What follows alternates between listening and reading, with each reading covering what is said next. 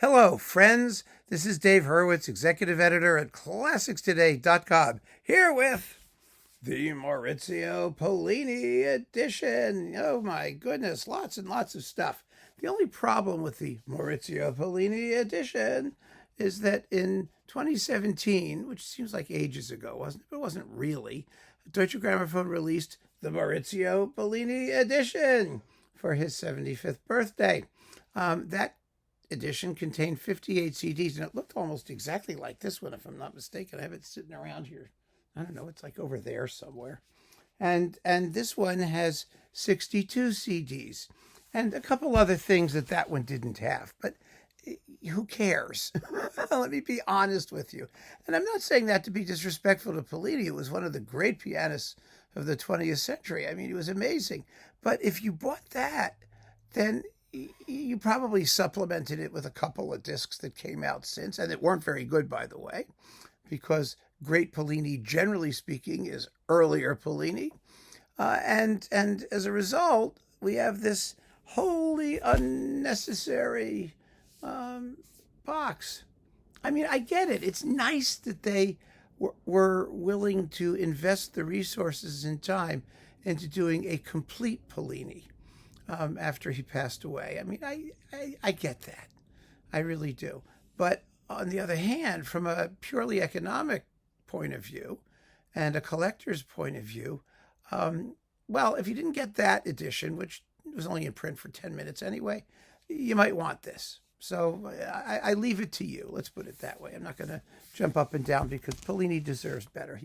He was an amazing artist, an absolutely fabulous artist. So, you know, Jed Disler reviewed the big box, the previous big box for ClassicsToday.com, and I have absolutely nothing to say beyond what he did. I mean, and in addition, ClassicsToday.com reviewed most of the later releases by Pollini, because those are the ones that came out after ClassicsToday.com got started.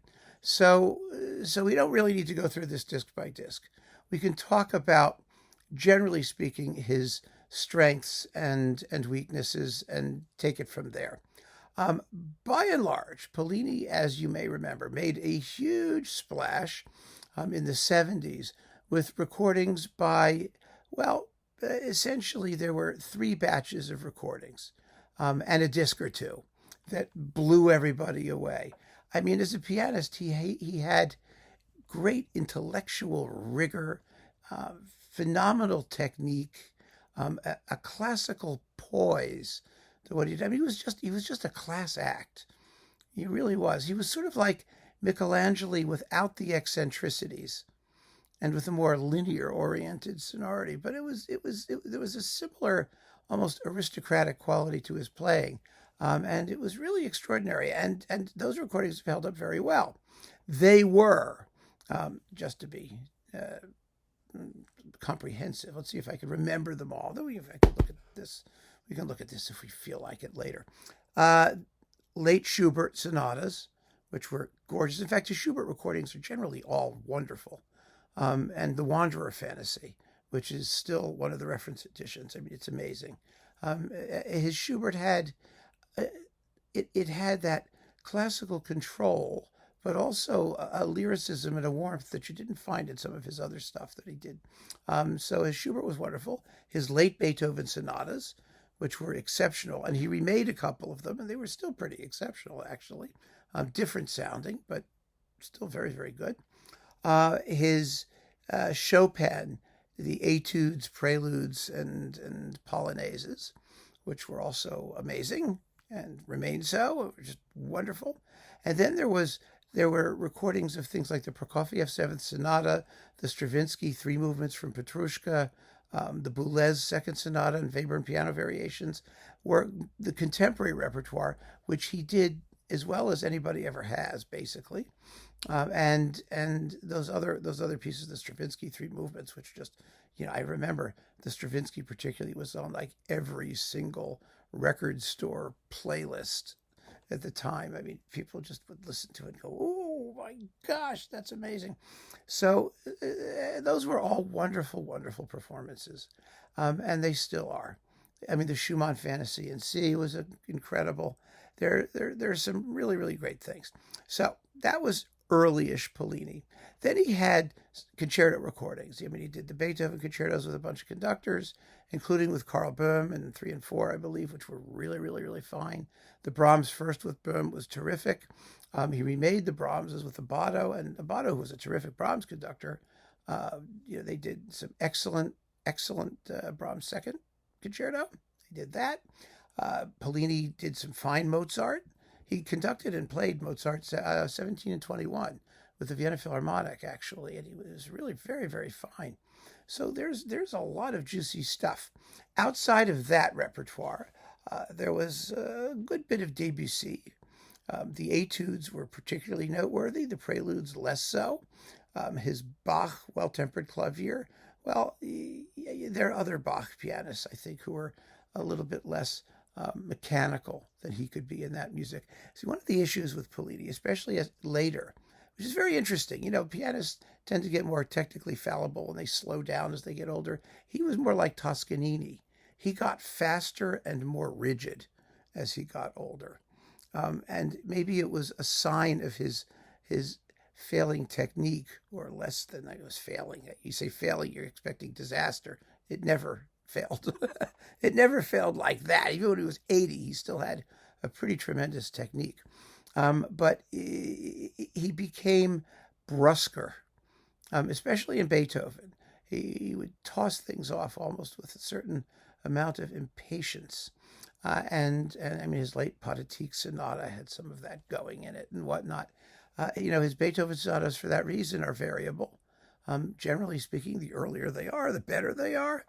But there's a tremendous amount of intelligence and thought that went into everything that he did. And he had, a cult following, of course, like most major artists do. I haven't actually encountered any, ravening, slathering craziness from the Pollini cult, probably because I've never had anything to say bad about him. So that's a good thing. There are some bonus goodies in here. Let's tell you what those are. Let's see. Oh, the Schoenberg Complete Piano Music. Let's not forget that.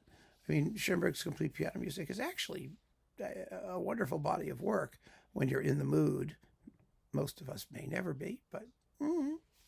and let's see. You get two DVDs, a Blu-ray with piano concertos by Mozart, Beethoven, and Brahms, a live concert film of Beethoven's piano sonatas, Opus 109 through 111, 2 bonus CDs, the Prokofiev Piano Concerto No. 3, which is really very, very good, and he stopped playing that work, so that's really fine. First release on CD of recordings from the 1960 Chopin competition, which is great because that wasn't in the last box. And we have original cover art and essays and books and things. So let me just.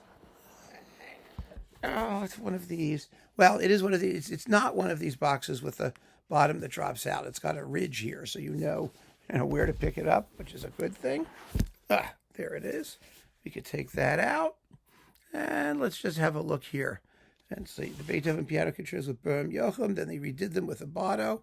I kind of like the early ones better, but the late ones are pretty good. They really are. The Chopin Nocturnes, well, that was a very nice pile of Chopin stuff. It's for his later, probably the best of his later Chopin recordings. Then he did do some, oh yes, I remember this, Luigi Nono and Manzoni. I mean, he was always a champion of the contemporary avant-garde and played the music as well as any human being has any right to think it will be played if you ever wanted to hear it. After the first encounter, there were some, let's see, I believe he did, hang on, what have we gotten here? There's the Debussy stuff, and, the Liszt Sonata. Well, his later Liszt is better than the Liszt Sonata, I think. And the Bartók Piano Concertos 1 and 2, let's not forget those, with Chicago and Abbado. Those are classics. Absolutely phenomenally steely, exciting, thrilling, brutal, mean, nasty, vicious. Oh, gosh, it's wonderful. Here's the booklet. It was hardcover, the previous box. It's now soft cover, but it has like 20 more pages and stuff, which is okay. Oh, yeah, remember the Brahms Piano Quintet with the Quartetto Italiano? That was wonderful and very interesting. Let's see what they have here. There's one other thing I wanted to just make sure that I got here. Schubert, yes, Manzoni Massa. Oh, I remember that. The homage to Edgar Varese. Eek, boy, that was brutal. List, no, Luigi, no. And there we go. The Berg Sonata. Yeah, that was really cool. The Schumann Sonata number 3, the Concerto without orchestra. The Concerto for Piano Solo. I think that was a very beautiful performance.